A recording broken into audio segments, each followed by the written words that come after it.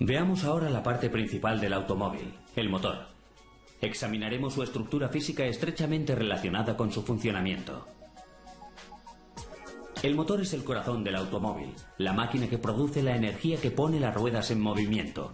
El elemento primordial de un motor es el combustible que al arder en una cámara cerrada produce presión. La fuerza de esta presión a través de diversos mecanismos es transformada en la energía mecánica que hace mover el vehículo. Las cámaras de combustión y los motores difieren según la clase de combustible que se utilice. Así, se llaman motores de explosión a los de gasolina y motores diésel a los de gasóleo.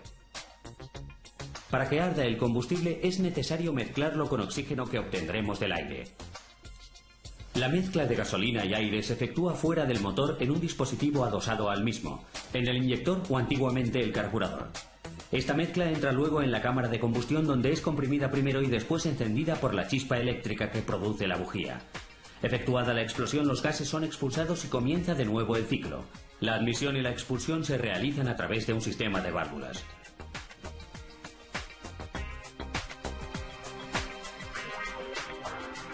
En el motor diésel la mezcla se produce dentro del motor. Primero entra el aire que al ser comprimido se calienta. Después se introduce el combustible pulverizado que arde al chocar con el aire caliente sin necesidad de chispa eléctrica.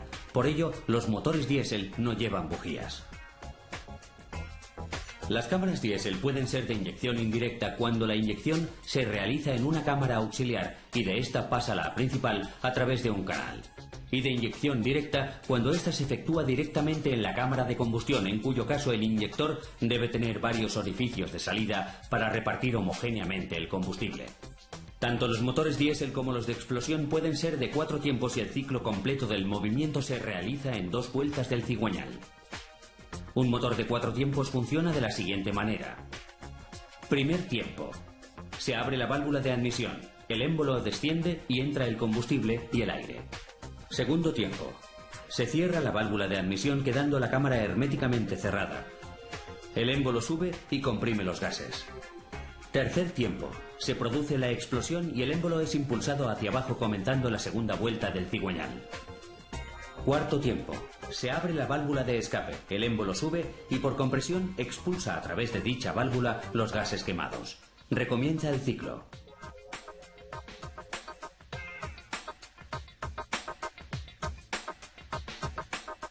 Si el ciclo completo del movimiento se realiza en una sola vuelta, el motor es de 2 tiempos. El primer tiempo es de admisión y compresión. La admisión se efectúa en el cárter gracias a la depresión que tiene lugar en la parte inferior del pistón.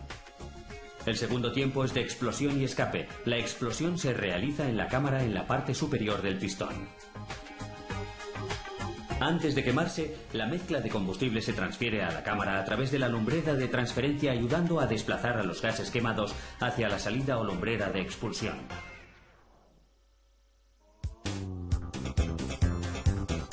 Partes del motor. Para diferenciar los elementos que forman el motor partiremos de los siguientes apartados. Por un lado analizaremos los elementos fijos que son el bloque, la culata, el cárter y los colectores. Después veremos los elementos móviles, es decir, el émbolo, la biela y el cigüeñal. Veamos los elementos fijos del motor. El bloque es la pieza fundamental y de sustentación de todo motor. Su parte superior contiene los cilindros en cuyo interior se mueven los émbolos y las bielas. Normalmente los cilindros forman parte del mismo bloque. No obstante, a veces se fabrican independientemente con material de más calidad y se colocan después en los orificios del bloque. A estos cilindros se les llama camisas. La culata es la pieza que cierra el bloque de cilindros y forma la pared fija de la cámara. La pared móvil la constituye la cabeza del émbolo. Por debajo el motor está cerrado por una chapa de acero de diversas formas, el cárter, que sirve de depósito del aceite de engrase. Los colectores son los tubos que sirven para la entrada y salida de gases de la culata. El colector de admisión se comunica con el carburador o el inyector por un orificio y se ramifica después en tantos tubos como entradas de admisión hay en la culata. Acostumbra ser de una aleación ligera de aluminio y últimamente también se fabrica con un polímero plástico de gran resistencia.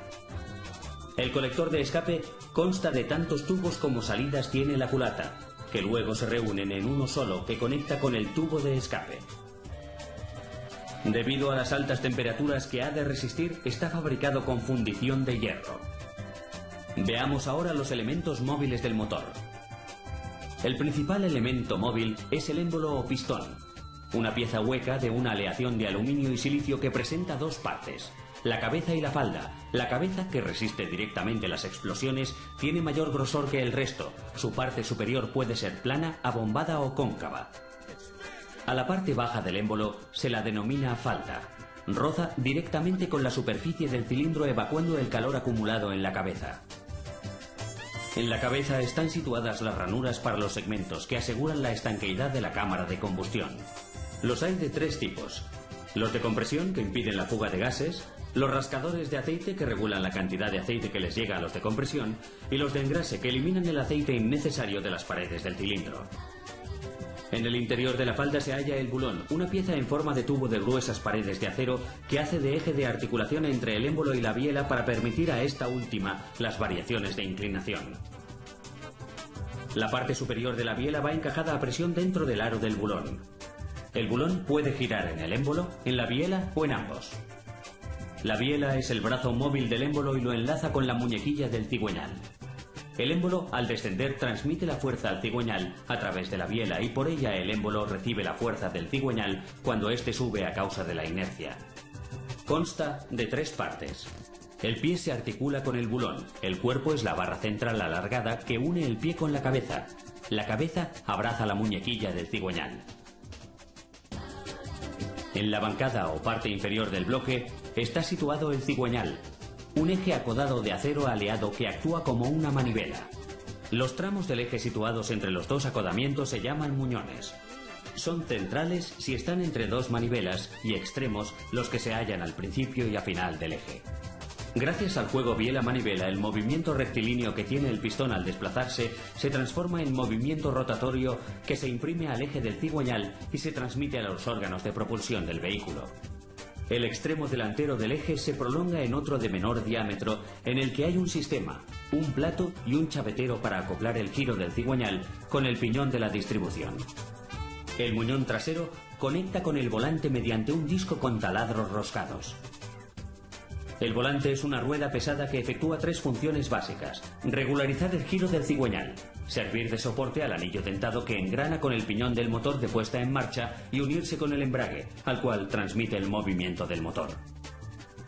La distribución. Para que se abran y cierren las válvulas en el momento oportuno, existe el sistema de distribución, el conjunto de piezas dispuestas para que se llene la cámara con gases frescos antes de la explosión, se mantenga cerrada cuando se produzca esta y después sean expulsados los gases quemados sin mezclarse con los frescos. Las válvulas abren y cierran los conductos que comunican con el colector de admisión y el de escape. Actualmente, para un mejor llenado se acostumbra a utilizar 3, 4 o más válvulas. En estado de reposo, la válvula permanece cerrada gracias a unos muelles helicoidales de acero al manganeso silicio de gran resistencia y elasticidad. El árbol de levas es un eje cilíndrico rotatorio que lleva unas piezas metálicas llamadas levas. Puede hallarse en el interior del bloque o en la culata. El perfil de las levas tiene una parte cilíndrica y otra en cuña. Las levas de admisión y escape de un mismo cilindro van desfasadas entre sí un ángulo de 90 grados que corresponde a media vuelta del cigüeñal. Al girar la leva, la parte saliente empuja la cola de la válvula y, venciendo la resistencia del muelle, la abre. A cada válvula le corresponde una leva, así pues, hay levas de admisión y de escape.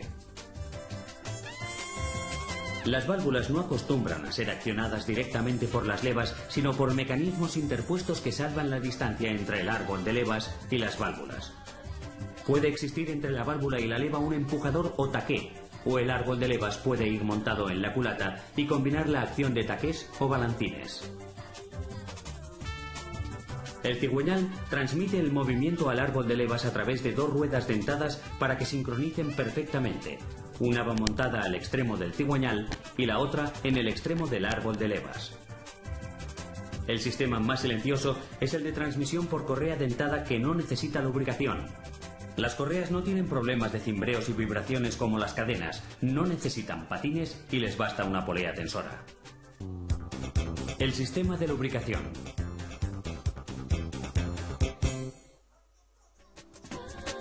Se denomina engrase a la acción de introducir aceites de lubricación entre las piezas del motor para evitar su desgaste. El sistema de engrase está formado por una bomba que toma el aceite del cárter y, haciéndolo pasar por un filtro, lo impulsa a presión a una red de tubos de circulación. El aceite llega así a los cojinetes del cigüeñal y a través de varios conductos pasa a los cojinetes de las bielas. Luego es proyectado a las paredes de los cilindros y a los ejes de los émulos, al árbol de levas y a los empujadores y a todo el motor. Después el aceite vuelve al cárter y es utilizado una y otra vez. Para asegurar el correcto funcionamiento del sistema es esencial controlar la presión en el circuito de engrase y el mantenimiento del nivel del aceite en el cárter. La gestión electrónica del motor.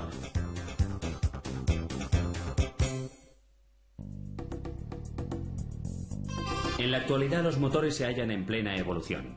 Claros ejemplos de estas tendencias son la gestión más electrónica de los motores, la inyección directa diésel, la inyección directa de gasolina, la distribución variable, la admisión variable, la sobrealimentación, las culatas con mayor número de válvulas y los motores con nuevos materiales.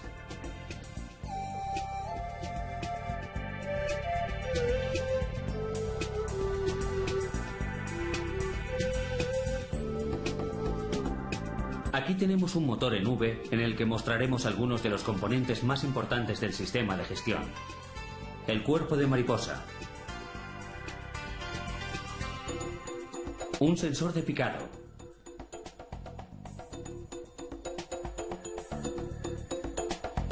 Los componentes del sistema de inyección. Regulador de ralentí. Regulador de presión. Rampa de inyectores con los inyectores. Actuador con los conductos de la admisión variable. Sensor de revoluciones. Y la sonda lambda en el conector y en el tubo de escape junto al catalizador.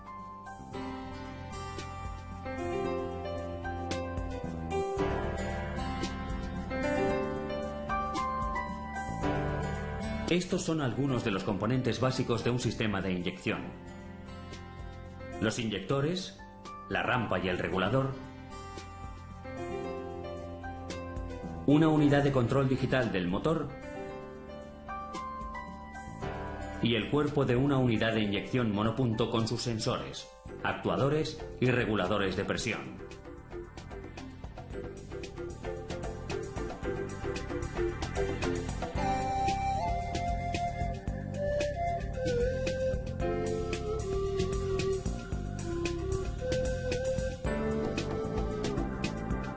Este es el conjunto de algunos de los componentes que integran el sistema de encendido. Bobina de encendido de acción directa sobre la bujía. Módulos de encendido. Bobina con módulo incorporado. Sistema de distribución con platinos.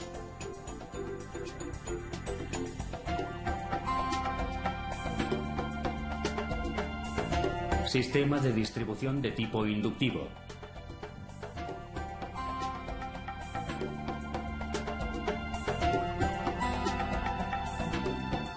Sistema de efecto Hall. Control y regulación de los gases de escape. Aproximadamente un 1% del total de los diferentes gases que son expulsados por el escape contienen gases nocivos. Estos son monóxido de carbono, CO, óxidos de nitrógeno, NOx, y restos de hidrocarburos sin quemar, HC. Los elementos perjudiciales de los gases desaparecen casi por completo a su paso por el catalizador. A continuación veremos dos de los elementos que actúan como anticontaminantes. El filtro de carbono activo o caníster, que se encarga de absorber los vapores de gasolina del depósito para que no salgan a la atmósfera, y el catalizador. El catalizador puede ser básicamente de material cerámico o metálico. En ambos casos están formados por unas microceldas que están recubiertas de metales nobles, natilio, paladio y rodio. El sistema de inyección multipunto.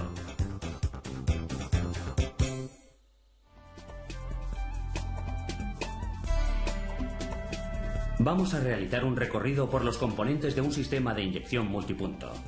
Empezaremos por el circuito del aire. Desde el cuerpo de mariposa el aire pasa por el conducto de admisión. Solidario al eje de la mariposa se encuentra el potenciómetro y en un tubo bypass se halla la electroválvula reguladora del ralentí. Más adelante encontramos el sensor de temperatura del aire de admisión. Una toma de aire conduce a un sensor de presión absoluta que se encarga de medir la presión reinante en el conector de admisión.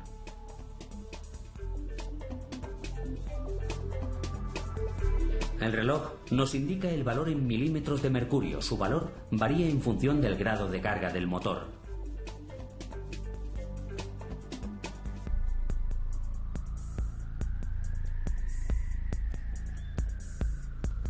La unidad de control recibirá los valores eléctricos de los diferentes sensores y procesará la información para ordenar la inyección. El circuito de gasolina está formado por la bomba sumergida en el depósito y el filtro. A continuación, la gasolina es canalizada hasta el regulador de presión, la rampa de inyectores y los inyectores.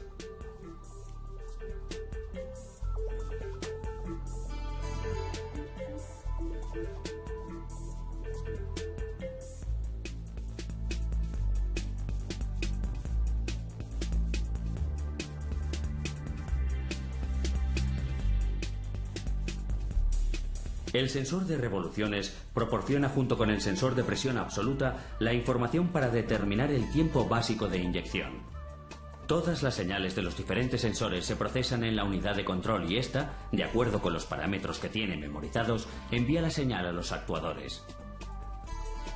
La bobina se encargará de crear la alta tensión para que el distribuidor se encargue de repartirla a cada una de las bujías.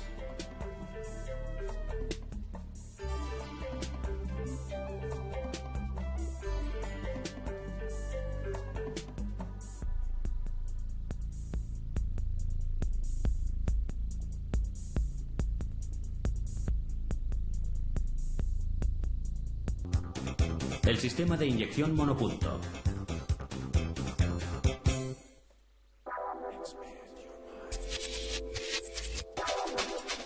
El sistema monopunto incorpora la inyección y el encendido combinados.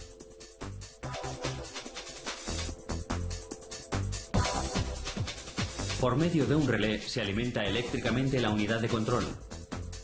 La unidad es la encargada de recibir y transmitir permanentemente la información a los diferentes sensores y actuadores del sistema.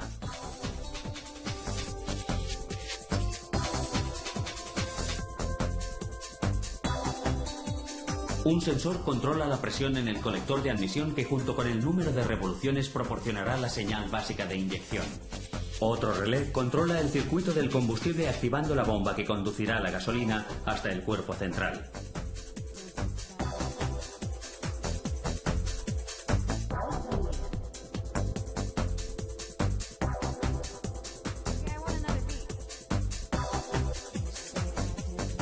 El sensor de revoluciones informará de forma permanente a la unidad y emitirá la señal de encendido al grupo de bobinas estáticas que proporcionarán la chispa de inyección a cada una de las bujías para poder realizar así la explosión de la mezcla.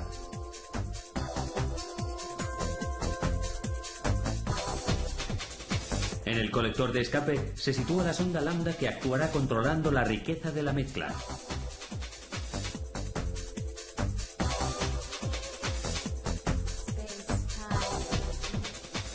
Este sensor es el encargado de informar de la temperatura del motor.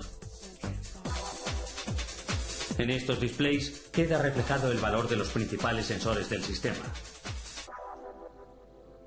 Y con esto damos por finalizado el recorrido por el sistema de inyección y encendido.